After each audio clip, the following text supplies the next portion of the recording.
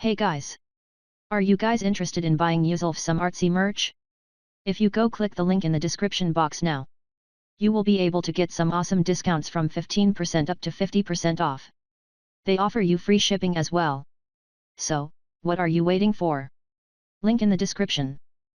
Why don't you say so? They watching my moves, yeah, do my dance. I'm a skinny little bitch, still shaking ass. And ain't shit free, niggas show me cash. Fuck a broke boy, I been had a bag. I come in first place, I never been last. A bitch act stupid, bitch get trashed.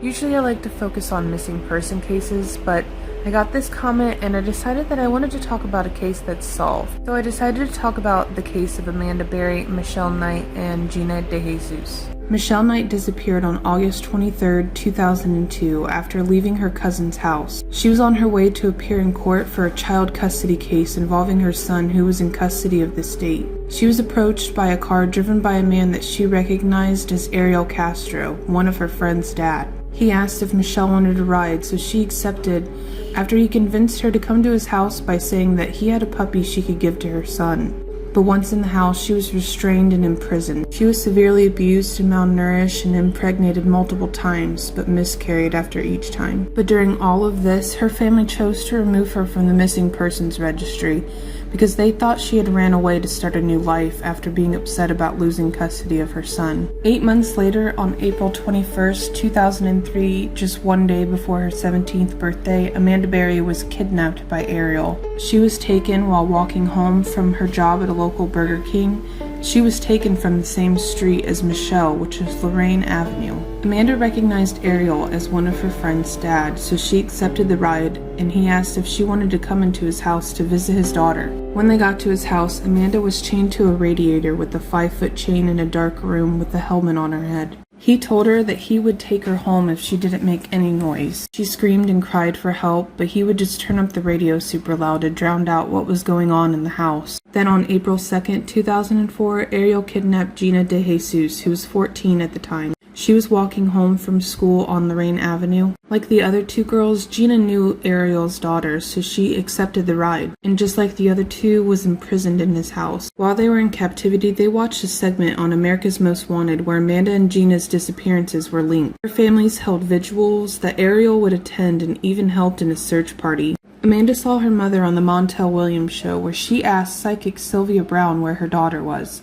and Sylvia told her that Amanda wasn't alive anymore. Amanda's mother ended up passing away at the age of 43, thinking that her daughter wasn't alive. At the age of 20, Amanda got pregnant by Ariel. She gave birth with the help of Michelle on Christmas Day in 2006 in a small inflatable pool in Ariel's bathroom. Despite everything she had gone through, she gave birth to a healthy baby girl she named Jocelyn. She was determined to be the best mom she could and even dedicated a whole room to a classroom where she taught her daughter to read and write. As she grew up, Ariel started to take Jocelyn outside. After years of being chained up, Ariel unchained Amanda after Jocelyn kept asking why mommy was chained up. On May 6, 2013, Amanda finally got the opportunity to escape. Go to part 2. This is part 2 of Amanda Berry, Gina DeJesus, and Michelle Knight. On May 6, 2013, Amanda realized that Ariel had left the front door unlocked, and after Jocelyn said Ariel's truck was gone, she realized this was her only opportunity.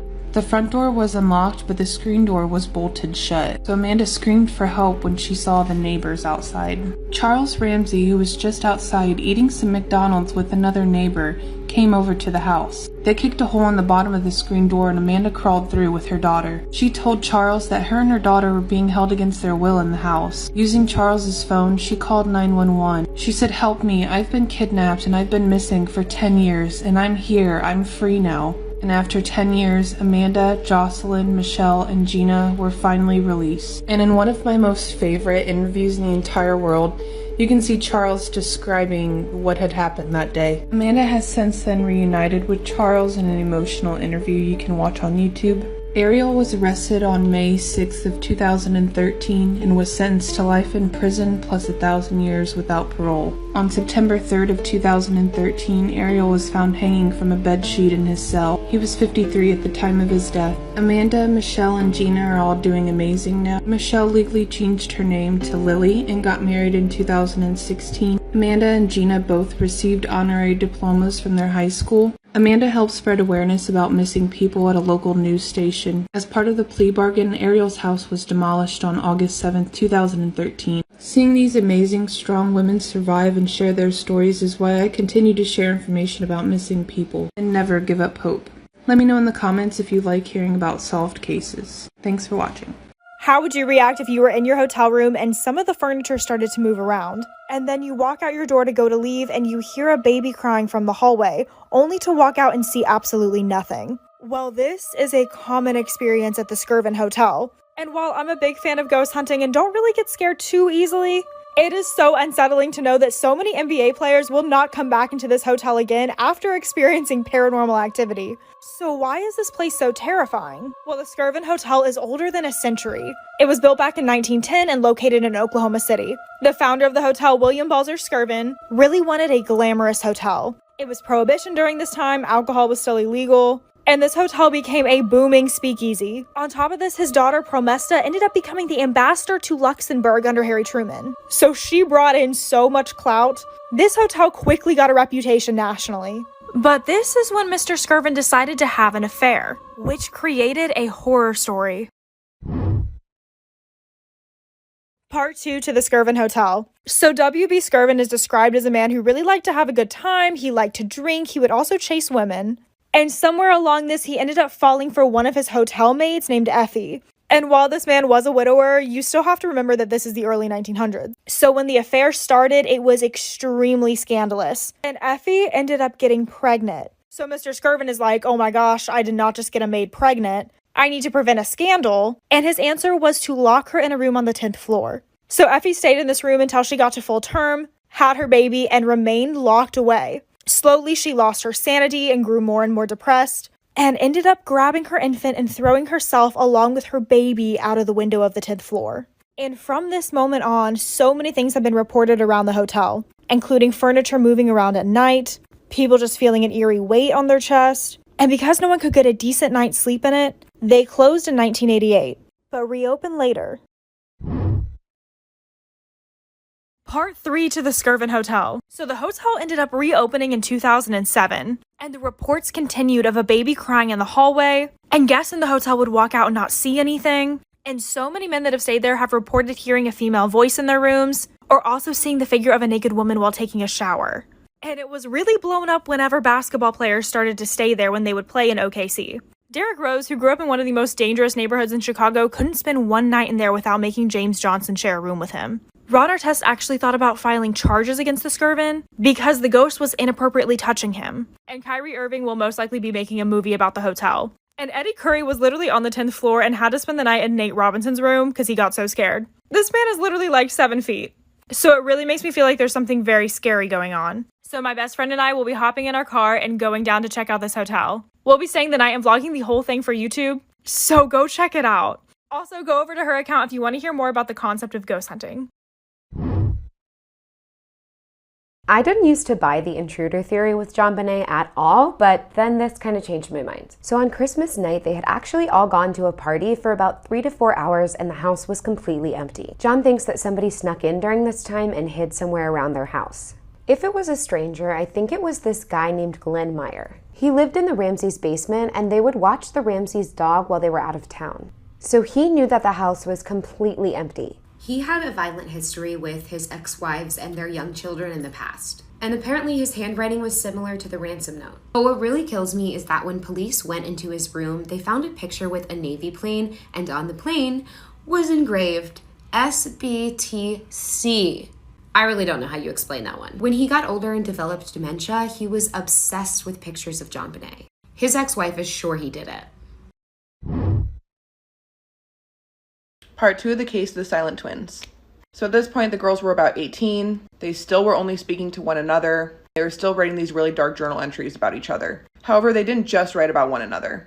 They wrote plays, books, etc. They really wanted to be recognized for their writing, but unfortunately that didn't happen, so they actually turned to petty crime. They would steal, they would assault each other, but it wasn't until they began committing arson and burning down buildings that they were actually taken to court. The judge deemed that they were too mentally unstable to attend trial. Instead, they were sent to a high-security mental institution. And I find this so fucking creepy. They were kept at opposite ends of this institution. However, when the nurses would observe them throughout the day, they would often found them frozen in the same positions or doing the exact same thing at the exact same time, even though they had no way of seeing each other, knowing what the other one was doing. And they spoke to no one. They also would do weird things where like one of the twins would eat all day while the other one would starve themselves, and then they would like switch on opposite days. So there was some serious weird twin shit going on.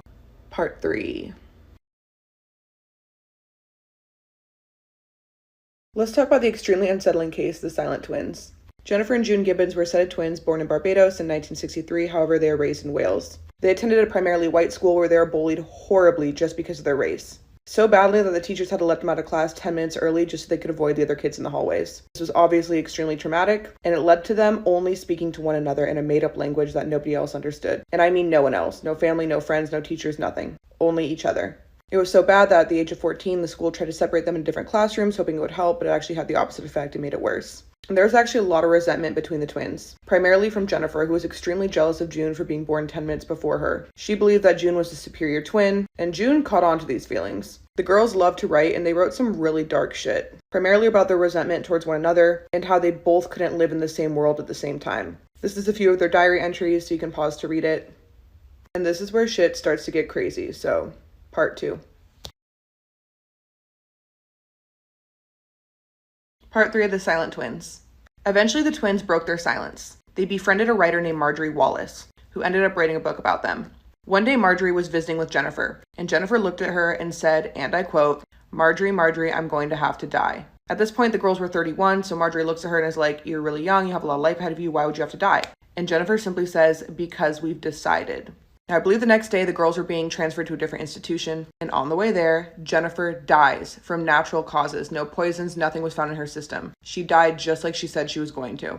It's a common theory that the girls believe that they were one soul trapped in 2 bodies, and that in order for them to live a normal life, one had to die. June, being the superior twin, was the one that got to live. And June is still alive to this day, I believe, and actually ended up living a relatively normal life. She had this poem that she wrote engraved on Jennifer's headstone, and from what I could find, June will occasionally talk about this whole case, but she said she prefers to kind of move on from it, so I don't know. So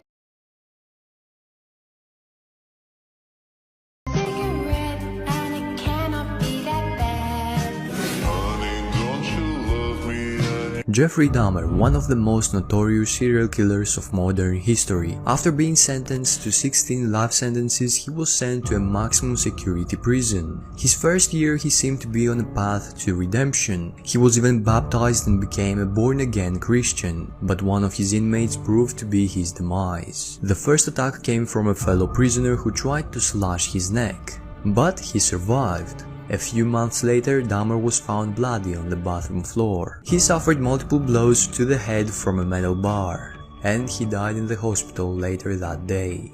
The attacker was another prisoner, and according to New York Post, the killer said that he killed him because of the persona he played to make everyone fear him.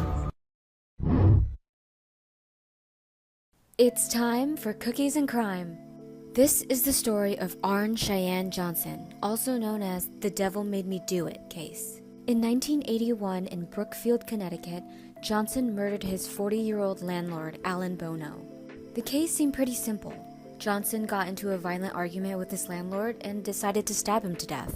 But allegedly, there's more to this story. It all started with Johnson's fiancée, Debbie's brother David. In the summer of 1980, David claimed that he was repeatedly encountered by an old man who would taunt him.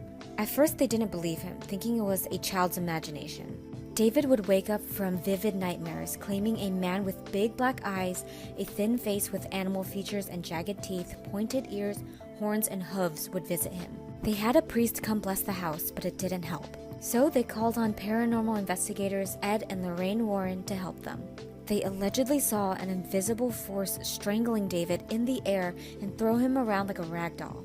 David would hiss, have seizures, and speak in an otherworldly voice. As it got worse, the Warrens contacted Brookfield police to warn them that the situation was becoming more dangerous. David had 3 exorcisms.